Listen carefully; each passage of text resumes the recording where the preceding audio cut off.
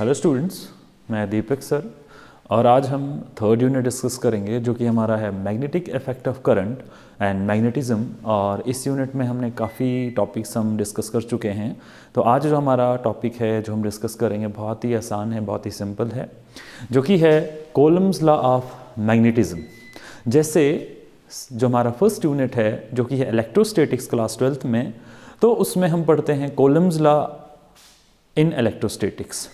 तो उस केस में कूलम्ब्स लॉ इन इलेक्ट्रोस्टैटिक्स के केस में हम चार्जेस के बीच में डिस्कस करते हैं। हमारे पास 2 पॉइंट चार्जेस होते हैं और कूलम्ब्स लॉ कहता है कि उनके बीच में जो फोर्स ऑफ अट्रैक्शन होगा या रिपल्शन होगा वो किसके ऊपर डिपेंड करेगा। तो इसी तरीके से हमारे पास है कूलम्ब्स लॉ ऑफ मैग्नेटिज्म।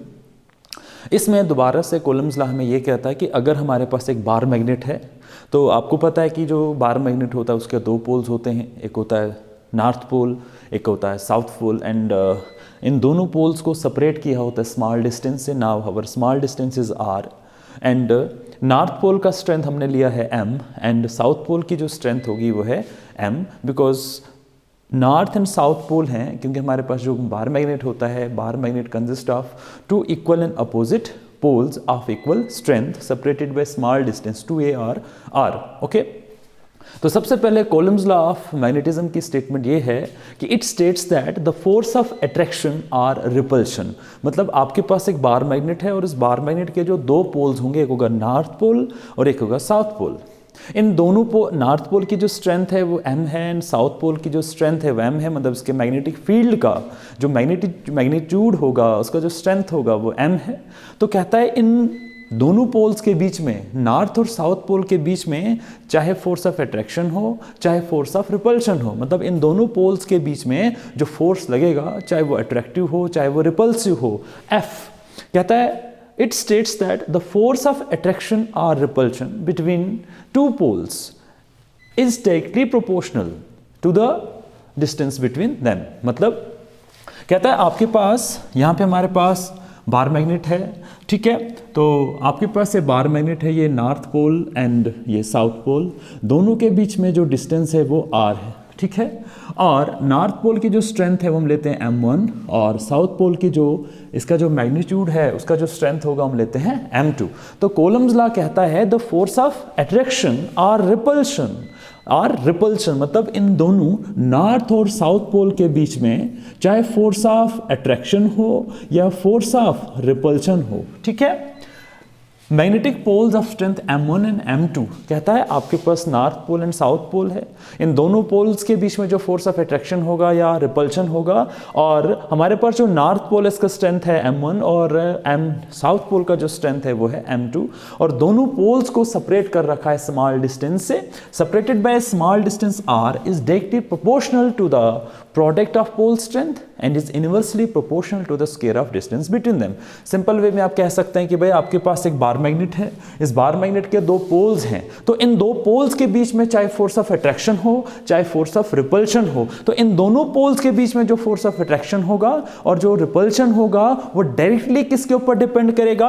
आपके पास ये जो नॉर्थ पोल है इसका स्ट्रेंथ कितना है और आपके पास ये जो साउथ पोल है उसका स्ट्रेंथ कितना है, ठीक है। तो हम यहां पे कह सकते हैं the force of attraction or repulsion between 2 poles north and south separated by small distance r is directly proportional to the product of the pole strength, ठीक है। तो is directly proportional to the product of pole strength, मतलब इन दोनों poles के बीच में जो force of attraction होगा और रिपल्शन होगा वो किसके ऊपर डिपेंड करेगा। वो डिपेंड करेगा कि आपके पास जो नॉर्थ पोल है उसका स्ट्रेंथ कितना है मल्टीप्लाई आपके पास जो साउथ पोल है उसका स्ट्रेंथ कितना है। तो इनके बीच में जो फोर्स ऑफ अट्रैक्शन होगा या रिपल्शन होगा वो इन्हीं दोनों पोल्स के मैग्नीट्यूड के प्रोडक्ट के बराबर होगा, और इनके बीच में जो फोर्स ऑफ अट्रैक्शन होगा या रिपल्शन होगा वो इनवर्सली प्रोपोर्शनल होगा। किसके बीच में भाई, इनके बीच में जो डिस्टेंस r है इसके ऊपर ये इनवर्सली प्रोपोर्शनल होगा। दैट मीन्स जैसे आपके पास, मेरे पास ये साउथ पोल है और ये नॉर्थ पोल है, ठीक है।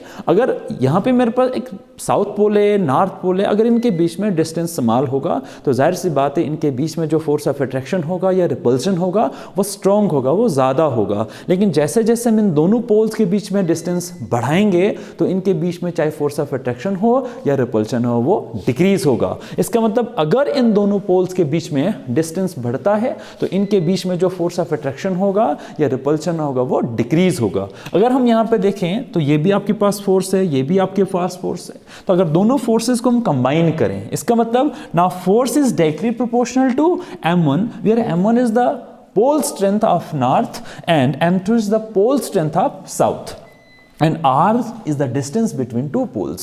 So according to the statement of Coulomb's law of magnetism, the force of attraction or repulsion between two poles is directly proportional to the product of the pole strength, that is strength of north pole and strength of south pole, and inversely proportional to the distance between them. ठीक है, और जो भी इनके बीच में distance होगा उसका आपने लेना है स्क्वायर। वी नो दैट कि अगर हम यहाँ पर प्रोपोर्शनलिटी को हटाते हैं तो इसकी जगह हम यूज करते हैं कांस्टेंट, तो now f equal to k m1 m2 by r square, but in SI system the value of k is mu naught by 4 pi, where mu naught is absolute permeability of free space and 4 pi is constant and its value is 10 की power minus 7 Weber per ampere per meter। तो हम क्या करेंगे, हम इस k की value जो कि कांस्टेंट ऑफ प्रोपोर्शनैलिटी है और इसको हम कहाँ पुट कर देंगे भाई k की जगह, तो आपके पास आएगा f is equal to mu naught by 4 pi m1 m2 by r square। So this is our required Coulomb's law for